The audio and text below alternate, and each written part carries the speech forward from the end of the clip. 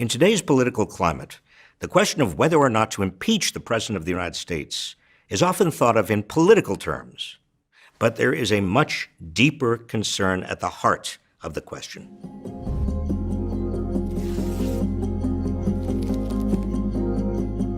An impeachment inquiry in the House is unlikely to send Trump packing before Election Day 2020 because Senate Republicans won't convict him. And it's impossible to know whether an impeachment inquiry will hurt or help Trump's chances of being reelected.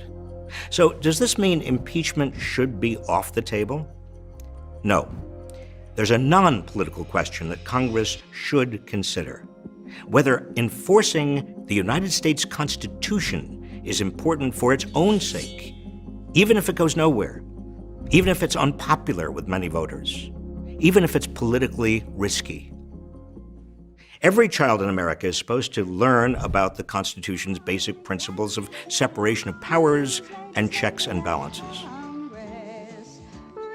But these days, every child and every adult in America is learning from Donald Trump that these principles are bunk.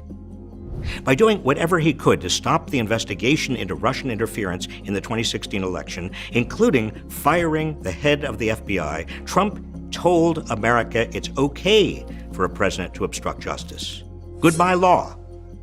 By issuing a blanket refusal to respond to any congressional subpoena, Trump is saying Congress has no constitutional authority to oversee the executive branch. He's telling America that Congress is a subordinate branch of government rather than a co-equal branch. Forget separation of powers. By spending money on his wall that Congress explicitly refused to authorize, Trump is saying that Congress no longer has any constitutional authority over spending. Goodbye checks and balances. By unilaterally shuttering the government in order to get his way, Trump is telling us he has the constitutional right not to execute the laws whenever it suits him. Farewell, Congress. By directing the Attorney General, the Justice Department, the FBI, and the Secretary of the Treasury to act in his own personal interest rather than in the interests of the American people, Trump is saying that presidents can run government for themselves.